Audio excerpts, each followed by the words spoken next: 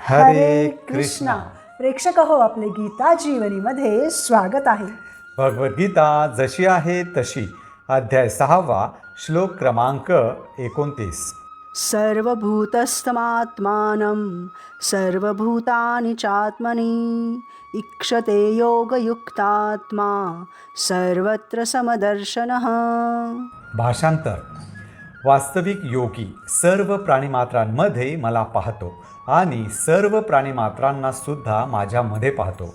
निस्संदेह आत्मसाक्षात्कारी व्यक्ती मला म्हणजे भगवंतांना सर्वत्र पाहते. तर प्रेक्षक हो, मागील श्लोकामध्ये भगवंतांनी सांगितलं की योगी त्याच्या मनाला नियंत्रित करून परम आनंदापर्यंत ब्रह्मभूत अवस्थेपर्यंत पोहोचतो. येथून पुढे भगवंत असा भक्त या संसाराकडे, सर्व जीवात्म्यांकडे कशा दृष्टीने पाहतो हे सांगणार आहेत. तर असा भक्त प्रत्येक जीवामध्ये भगवंतांना आणि भगवंतांमध्ये प्रत्येक जीवाला पाहतो. ते कसं, चला पाहू. तर प्रेक्षक हो, भगवान श्रीकृष्ण परमात्म्याच्या रूपानं प्रत्येकाच्या अगदी 84 लाख योनीतील प्रत्येक जीवाच्या हृदयात स्थित असतात. म्हणजे 9 लाख जलचर, 20 लाख वृक्ष लता, 11 लाख किडे, 10 लाख पक्षी, 30 लाख 4 पायांचे प्राणी आणि 4 लाख मनुष्य या प्रत्येकाच्या हृदयामध्ये असलेल्या त्या आत्म्यासोबत भगवंत परमात्म्याच्या रूपानं वास करतात. म्हणजे सर्व शरीरे वेगवेगळी असली तरी त्यांच्या आतमध्ये असणारे परमात्मा एकच असतात. ते म्हणजे भगवान श्रीकृष्ण. आणि ते एकाच वेळी प्रत्येकाच्या हृदयात असतात. म्हणजे ते सर्वव्यापी असतात.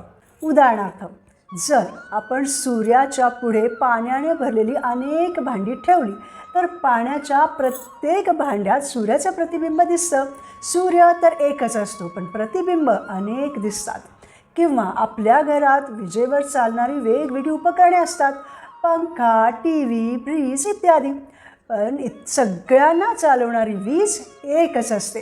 त्याचप्रमाणे एकच श्रीकृष्ण प्रत्येकाच्या हृदयात परमात्म्याच्या रूपानं स्थित असतात. आणि ते जीवात्म्यांची साथ कधीच सोडत नाहीत.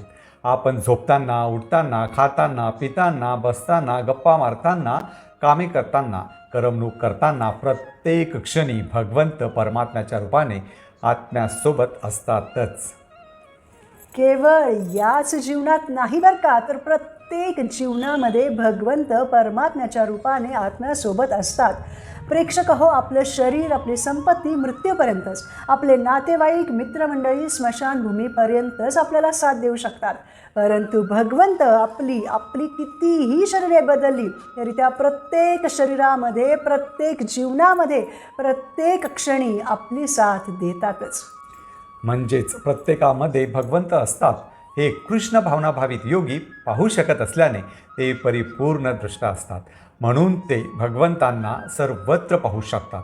उदाहरणार्थ, प्रल्हाद महाराज भगवंतांना सर्वत्र पाहू शकत होते, अगदी खांबामध्येही. त्यामुळेच त्यांना कोणाची भीतीही वाटत नव्हती आणि ते सर्वांशी प्रेमानेच वागत. म्हणूनच कृष्ण भक्त सर्वांना भगवंतांच्या अंशाच्या दासाच्या रूपात पाहतात, स्वतःच्या दासाच्या रूपात नव्हे.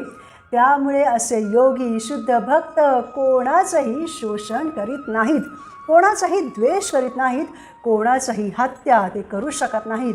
तर ते सर्वांशी समभावाने, प्रेमाने वागतात. आपणही जेव्हा हे जाणू शकू की प्रत्येक प्राण्यामध्ये भगवंत असतात, तेव्हा आपण मुंगीलाही मारू शकणार नाही. तर मग मांस खाणं तर दूरच.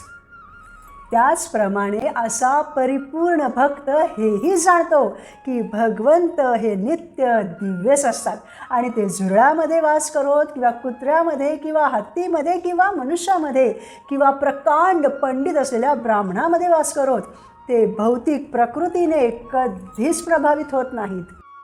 म्हणजे भगवंत परमात्म्याच्या रूपानं कुत्र्याच्या शरीरात असल्यानं त्यांची अधोगती किंवा ब्राह्मणाच्या शरीरात असल्यानं प्रगती होते असं काहीही होत नाही.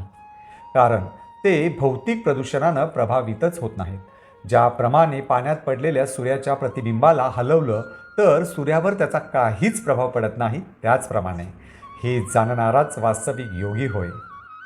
अशा प्रकारे परमात्मा रूपानं प्रत्येकामध्ये स्थित असणारे भगवंत हे सर्व जीवांचे उगमस्थान असल्यामुळे ते पालनकर्त्या पिता आणि मातेप्रमाणे आहेत. ज्याप्रमाणे आईवडील सर्व मुलांशी समानतेनं वागतात, कोणी चांगलं वागला तर त्याचं कौतुक करतात, कोणी चुकला तर त्याला सुधारण्यासाठी शिक्षा देतात, त्याचप्रमाणे परमपिता भगवंतही सर्वांशी समानतेनं वागतात. आपल्या या आयुष्यातील मातापिताच आपले प्रत्येक आयुष्यातील मातापिता नसतात, तर जीव प्रत्येक वेळी वेगवेगळ्या आईवडिलांद्वारे जन्म घेतात. परंतु भगवान श्रीकृष्ण शाश्वतरित्या आपल्या सर्वांचे आध्यात्मिक मातापिता आहेत.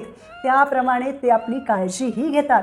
ते प्रत्येक जीवामध्ये नित्य वास करतात. आपण चुकत असलो तर आतून परमात्मा रूपाने आपल्याला वाचवण्यासाठी आवाजही देतात. हीच भगवंतांची परमसमदृष्टी होय. म्हणून भक्त सदैव भगवान श्रीकृष्णांच्या कृपेवरच आश्रित असतात. ते सर्वत्र भगवंतांना पाहतात. तसेच भक्त सर्वांनाही भगवंतांमध्ये पाहतात. ते कसं चला पाहू. तर भगवंत भौतिक आणि आध्यात्मिक दोन्ही शक्तींचे तसेच आपणा सर्वांचे उगमस्थान आहेत. भौतिक शक्ती ही भगवंतांची अपराशक्ती आहे, तर आध्यात्मिक शक्ती म्हणजे भगवंतांची पराशक्ती होय. आणि भगवंत शक्तिमान आहेत. जसे श्रीराम शक्तिमान आहेत, तर दुर्गादेवी ही त्यांची अपराशक्ती आहे, तर सीतामाई त्यांची पराशक्ती आहे. जेव्हा रावणानं शक्तिमानांना शक्तीपासून वेगळं करून तिचा भोग करण्याचा प्रयत्न केला, तेव्हा त्याची काय गती झाली ते आपण सगळेच जण जाणतो. परंतु तेच भक्त कधीही शक्तिमान आणि शक्तीला वेगळं बघत नाहीत. उदाहरणार्थ, जेव्हा हनुमानांनी सीतामाईंचा शोध लावला, तेव्हा सीतामाईंना श्रीरामांकडे परत आणण्यासाठी ते सहाय्यक ठरले. अशा प्रकारे भक्त सर्व सृष्टीला म्हणजे शक्तीला भगवंतांची म्हणजे शक्तिमानांची म्हणून पाहतो. जो तसे पाहत नाही तो असुर असतो आणि म्हणूनच या संसारामध्ये लोक दुःख भोगत आहेत. उदाहरणार्थ, सरकारी संपत्तीला नुकसान पोहोचवणाऱ्याला नुकसान भरपाई म्हणजे दंड भरावाच लागतो. जेव्हा सरकारी संपत्तीला सरकारची समजून ती व्यवस्थित वापरली जाते तेव्हा दंड बसत नाही. त्याचप्रमाणे भगवंतांच्या शक्तीला भगवंतांपासून वेगळं पाहिलं नाही तर मनुष्य त्या शक्तीला भोगण्याचा विचार करूच शकणार नाही, कारण ती मनुष्याची नाही तर भगवंतांची आहे. त्याचप्रमाणे या जगातील सर्व गोष्टी भगवंतांनी आपल्याला वापरण्यासाठी दिलेल्या आहेत. आपण स्वतःला त्या गोष्टींचा मालक समजू नये. मनुष्याने कधीही असा विचार करू नये की आपण भोगी आहोत, कारण हा असुरांचा गुण आहे. कधीही मनुष्यानं असा विचार करू नये की हे घर माझं आहे, ही माझी संपत्ती आहे, हे जग माझं आहे. नाही, हे सर्व काही भगवंतांचं आहे. आपण सर्व भगवंतांची मुले आहोत. त्यामुळे भगवंतांनी या गोष्टी आपल्याला वापरण्यासाठी दिलेल्या आहेत. म्हणून आपण या वस्तूंप्रती, या जगाप्रती आसक्त होऊ नये आणि स्वतःला मालक तर समजूच नये. उदाहरणार्थ, सापाला सगळेच घाबरतात, कारण सापानं दंश केला तर मृत्यूही होऊ शकतो. परंतु त्याचे विषारी दात जर काढले तर मग त्यानं कितीही दंश केला तरी त्याने काहीही होत नाही. त्याचप्रमाणे आपल्याला भोग करण्याची इच्छा असते. आपण स्वतःला कर्ता समजतो, स्वतःला भगवंत समजतो. हे विषारी दात आपण भगवद्गीतेचं ज्ञान घेऊन जर काढले, म्हणजे चुकीच्या इच्छा जर सोडल्या, तर आपलं हृदय प्रकाशमान होतं आणि आपण भोगता नाही, मालक नाही, तर भगवंतांचे सेवक आहोत हे समजतं. ज्याप्रमाणे आपण रेल्वेमध्ये तिकीट घेऊन प्रवास करतो, ती रेल्वे आपल्या सुविधेसाठीच बनवलेली असते, पण ती आपली नसते.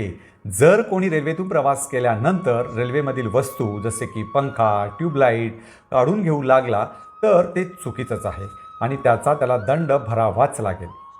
ज्याप्रमाणे भगवान श्रीकृष्ण विराट रूपामध्ये सांगतात की या संसारातील पर्वतरांगा म्हणजे त्यांच्या शरीरातील अस्थी आहेत, या संसारातील नद्या म्हणजे त्यांच्या शरीरातील नसा आहेत.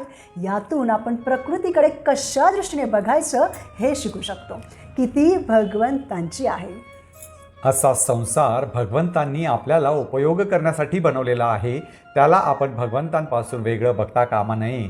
म्हणून जो भगवंतांच्या भक्तीमध्ये प्रगत आहे तोच हे जाणतो आणि म्हणूनच असा भक्त सर्व सृष्टीला, प्रत्येक गोष्टीला समान भावनेने म्हणजे ती भगवंतांचीच आहे या भावनेने पाहतो. भगवंतांना सर्वत्र पाहू शकतो. त्यामुळेच मग आपण मायेचे दास असो किंवा भगवंतांचे दास असो, आपण सर्वजण भगवंतांच्याच शक्तीमध्ये म्हणजे एकतर भौतिक प्रकृतीमध्ये किंवा आध्यात्मिक प्रकृतीमध्येच असतो. या अपरा आणि परा प्रकृतीच्या बाहेर कोणतीच प्रकृती नाही. म्हणजे आपण प्रत्येक जण प्रत्येक गोष्ट भगवंतांमध्येच आहोत. उदाहरणार्थ, आपण एखाद्या सरकारी कर्मचाऱ्याला त्याच्या ऑफिसमध्ये जाऊन भेटलो तेव्हा आपल्याला समजू शकतं की ते ऑफिस सरकारी आहे आणि तो कर्मचारीही सरकारशी संबंधित आहे. कोणी आयकर अधिकारी असेल तर तो केंद्र सरकारशी जोडलेला असतो, म्हणजे तो सरकारपासून वेगळा नसतो आणि सरकार त्याच्यापासून वेगळं नसतं. त्याचप्रमाणे भक्तियोगी सर्व संसार भगवंतांशी संबंधित आहे हे पाहतो. कोणत्या ना कोणत्या प्रकारे प्रत्येक जीव भगवंतांमध्ये स्थित आहे हे पाहतो.